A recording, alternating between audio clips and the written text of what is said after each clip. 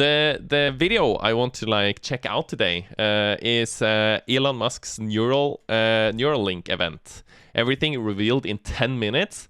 And that is amazing. I'm so curious with when it comes to these kind of things because or not because of anything, but I'm just very curious. I have followed like the project a little bit over time, and as I understand it, like one of the things that he talked about very early in this project is that when you have like your phone, right, and then you're gonna interact with the digital world or like a computer basically, you are very limited by your eyes, how much information you can get through your eyes, and you're also very limited in how fast you can like type and stuff like that. So with the Neuralink, you can like increase the bandwidth between you and the computer, and that is very interesting. So you can a lot more information can be transacted between you and the chip. And it's also super interesting to see, like, I don't know if you guys have checked it out, but like how they put the chip inside of the brain, that is also insanely interesting. It's like the machine is like threading your neurons, is it neurons, into the chip. It is insane. So I'm curious where they are right now. I need to check this out. 𝗦cie, it's one of our other monkeys, typing on a keyboard. Ah. The monkey is typing on a keyboard? Now, this is telepathic typing. So to be clear, this is he's not actually using a keyboard. He's moving the cursor with his mind. He's moving the cursor with his mind. Easy peasy lemon squeezy. Holy moly. What's next? Highlight. Just glass fiber to your brain? Yeah, it's almost like the Matrix or something. I don't know. The key. Now technically,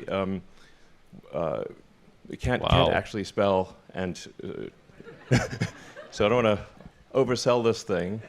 But what's really cool here is 𝗦cie the monkey is moving the mouse cursor using just his mind, moving the cursor around to the highlighted key, and then spelling out what we.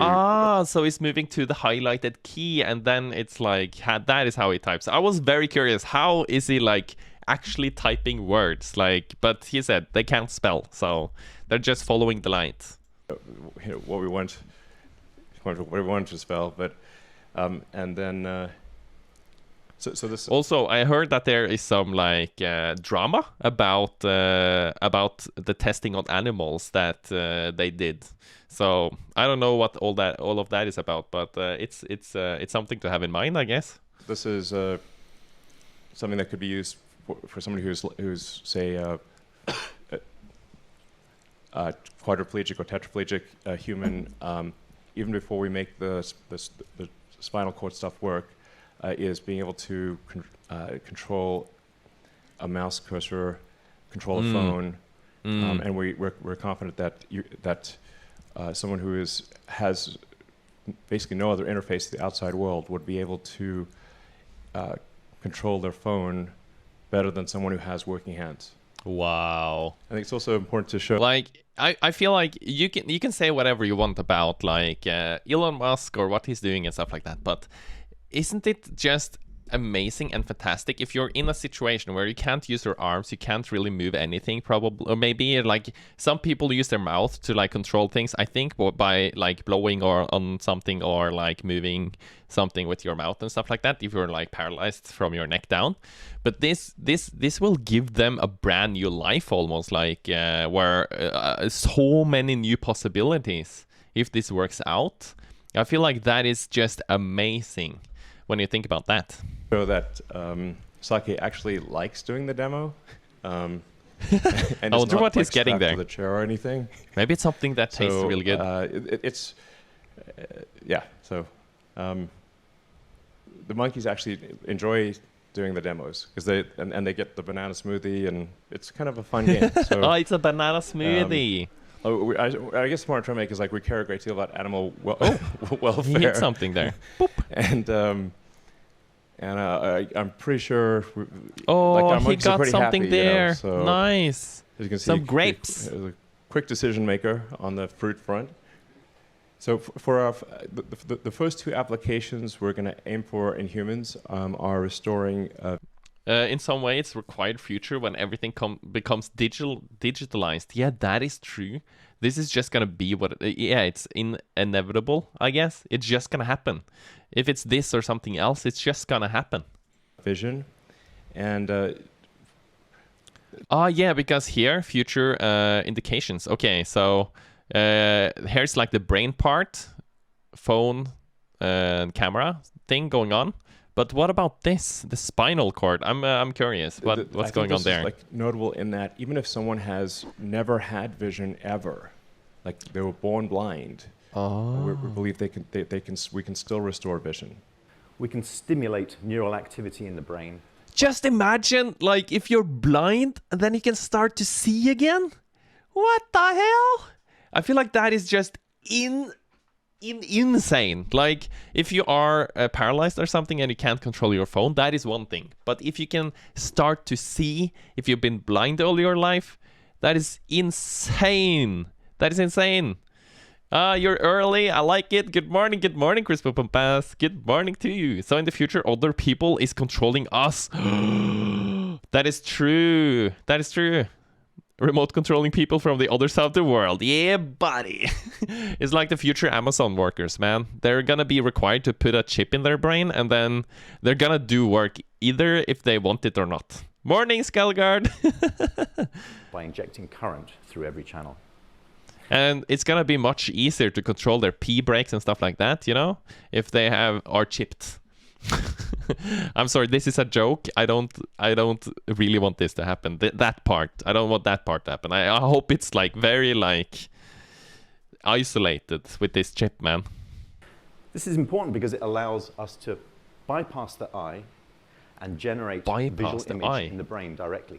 In this image, I've highlighted the calcarine sulcus in red in an MRI. It contains a map visual cortex of the visual world, the visual field. It's about surface area equal to That is gonna be insanely difficult to do, though. Like, just imagine how difficult it is that you're gonna have to, like, if you like have some camera in your like forehead and you're gonna translate that into a picture in the brain. It's gonna be kind of hard because, as you can see, the two pictures in the bottom there in the middle, that is probably how your eyes perceive this thing, and then your brain interprets it into like the picture in the background there. It's insane. A credit card on each side. One of the I think you can remote control was that every cell in the visual cortex represents only a tiny part of the visual field. Wow. Your perception is made up of a mosaic of tiny receptive fields, each belonging to a single cell in your visual cortex. Wow. So if you record from one of these cells in a monkey, say in this location, you can find a very tiny region of the screen where a light stimulus will cause modulation of that neuron. Wow. This is a schematic of what a visual prosthesis using our N1 device might look like. A camera, the output from a camera would be processed by an iPhone, for example, which would then stream the data to the device. Wow. And the image would be converted into a pattern of stimulation of the electrons. There has to be a brain. There has to be a brain activity for that to succeed. That is so good, 𝗦cie𝗰𝗶𝗹𝘀. Codes into visual cortex. With 1,000 electrodes, we might be able to produce an image resembling something that you see there on the right. Wow. So our first steps along these dimensions for our device is what we call the N1 implant. It's a size of about a quarter, and it has... How big is a quarter? Is it like this size? This size maybe? And then it's like an eyeball-ish? Wow. Over 1,000 channels that are capable of recording and stimulating. It's microfabricated on a flexible thin film arrays that we call threads. It's fully implantable and wireless, so no wires, and after the surgery, the implant is under the skin and it is invisible. It also has a battery that you can charge wirelessly, and wireless charging. I wonder if you're like just when I put my phone in the car charger and and it lays there for a bit, it gets kind of hot. So imagine how hot you would be in your brain when you're charging wirelessly. You can use it at home. for like a implanting our fingernail. device safely into the brain. We built a surgical robot that we call the R1 robot. Yeah, this It's is the bot I was talking about. maneuvering these tiny threads. They're only on the order of few red blood cells wide. And inserting them reliably into a moving brain while avoiding vasculature. So here it is. That's our R1 robot with our patient Alpha, who's lying comfortably on the patient bed. This is what we call the targeting view. So what you're seeing is, this is a picture of our brain proxy. And the pink represents the cortical surface that we want to insert our electrodes into, and the black represents the vasculatures that we want to avoid. So this is another view, real quick. On the left is the view of the insertion area, and on the right, what the robot's going to do is it's going to peel the array, the threads, one by one from its silicon backing, and insert it into the targets that we predetermined in the targeting view. So, holy shit! Oh, is it true? Is it through the skull? There it is, through the skull. Whoa! There you go. That's the first insertion. It popped it. Smacked it right in there. I feel like I'm not sure about you guys, but I feel like this one it popped it in a little bit too fast. I would be more like comfortable with it taking a little bit of time to find the correct one. But I guess it's just very accurate and very fast. Whoa! So we're going to see a couple more insertions. The whole process of inserting about 64 threads in our first product is going to be around 15 minutes for this robot. 15 minutes? Since I joined in 2017, we've also done a handful of iterations to optimize the this is the robot. of the robot. But it's just amazing, though, to see that technology can do these kind of things. It is absolutely insane. Holy moly. Like, it's... It is just so overwhelming and mind-blowing that I don't really have words. This is the future.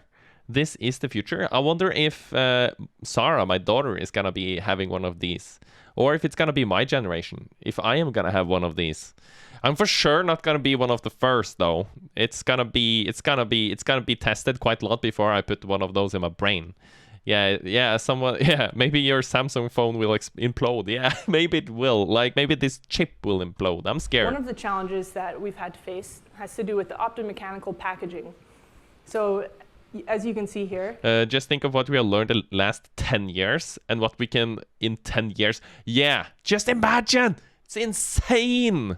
There's about 3 primary optical paths that are really valuable for us to have reliable thread insertions.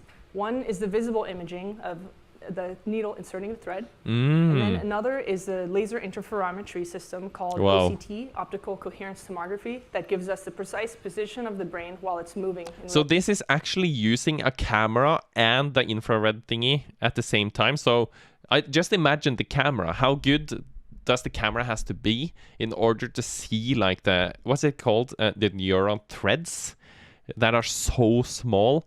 The camera must be like insanely good, I guess.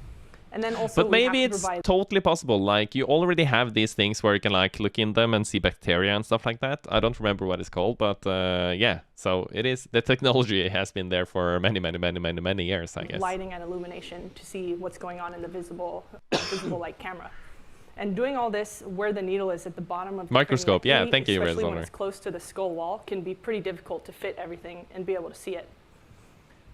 So the way that the team solved this is by putting all 3 of these optical paths into one optical stack using photon magic or polarization, whatever you want to call it. Wow. And that enables us to do vessel avoidance in real time. So as I mentioned, the brain is moving. Abort, insert, and abort, where we insert. place targets in the beginning may not be where you want to insert at the moment the needle is going down there. So the robot can actually detect the vessels. Wow.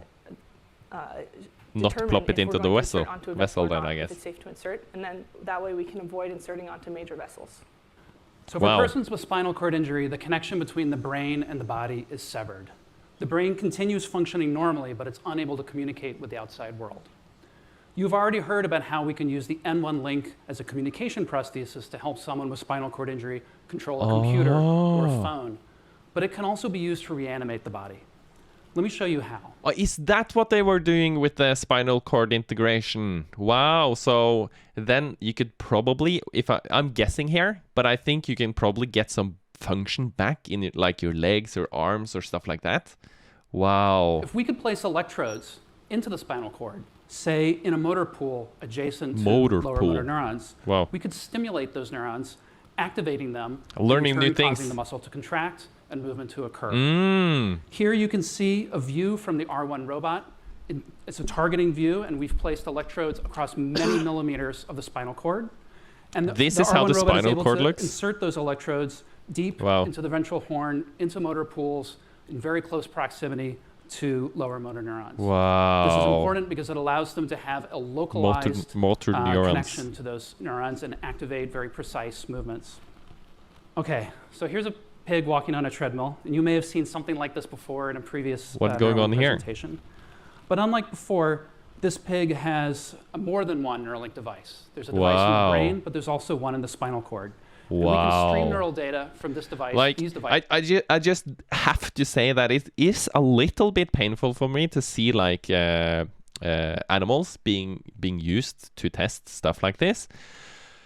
But at the same time, it's like, I understand it, and I can respect it, that it's a thing. But it's just a little bit painful because I do love animals, you know? It hurts just a little bit, you know? Devices in real time and use them to do things like decode the movement of the joints of the pig. So here you can see on the left a time series of the hip, knee, and ankle, and we're decoding hip, knee, ankle. Movements. Spinal cord. This is super cool, but that's cortex. actually not what we want to do. We want to go in the other direction. We would like to stimulate the spinal cord. I wonder if it works like a little bit like on-off kind of thing, if you're gonna like make a muscle do something, that you just kind of send a signal to that muscle, do something now, and then you stop doing it, and then that means it's gonna like be like, for example, this finger, like on, and then it starts to moving that direction, and then off, and then it pops up again. Or if it's like multiple signals, like down, up, and little bit down, little bit up. How does that work? I'm very curious. Like from a developer point of view, is it functions, multiple functions you can use, or what is going on there? Movement to occur. Okay, so let's stimulate an electrode. So here's one electrode on one thread that when we stimulate causes a flexion movement of the leg. Then so then the feet, the leg is like pulling up. You can also see the time series of the stimulation pattern in yellow. That is a stimulation pattern. But it looks like the stimulation is on, when we off. Stimulate causes an extensor movement. This is actually a little harder to see because the leg is straightening and the hips are shifting. But if you look carefully, you can see how this is. Then it's straight. The leg is moving. Wow. We can stimulate on a great variety of threads and produce different movements and actually sequence them spatial-temporally to provide patterns. So on the left, you can see a time series of different stimulation on different electrodes. You can see the movements of the joints. And on the right, we're zooming in on muscle activity that gives us an idea of the kind of strength and power and specificity of those movements as well. So in addition to doing sequences, we can also achieve sustained movement. These are powerful muscle contractions of the sort that you might need for standing or other load-bearing activities, and are really crucial look at the stimulation for pattern through the there. world. We have a lot of work to do to achieve this full vision, but I hope you can see how the pieces are all there to achieve this. And if you find this prospect as exciting to you as it is to me, I hope you'll consider joining us here at Neuralink. Wow. Just let's decompress here a little bit. This was insanely interesting.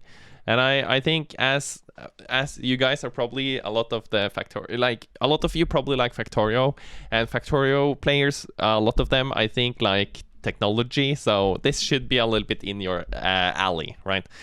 But that was very interesting. It's crazy to see how close we are to a very different future.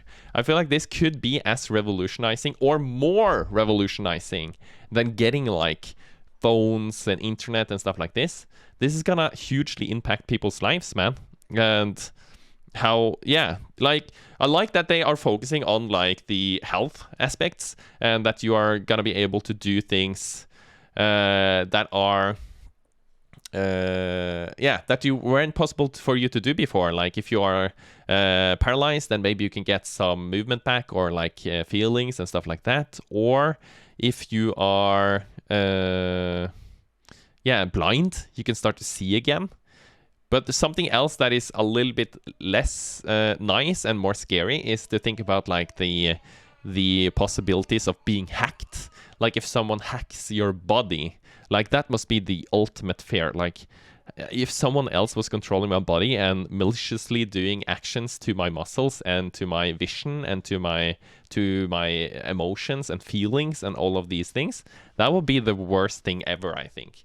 That is probably this tool. This could probably be used for like torture or something. So there are good things and there are bad things. Just the same with AI, where there are like good things and bad things. But I hope the good is gonna outweigh the bad. But is the bad reason for it? Yeah. Okay, but yeah, it was super interesting to watch for me, at least. I'll try to keep up. I'll check the chat now. I ignored the chat a little bit because I wanted to just focus on the experience.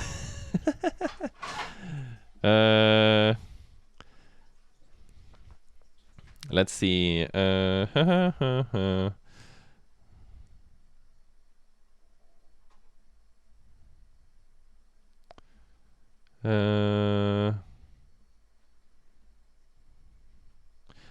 One really important thing when it comes to implants, especially when you are have wireless connectivity, is you need to be able to turn them off manually. Ooh, or maybe I'm just paranoid. I think it should be possible to turn it off manually, like hit your head or something, and then it just like, and then it's off. It should be a possibility. Holy moly! And then if someone starts to control LT, I could just like smack her in the back head, and she's all good again. Out of context, this sounds pretty bad, probably.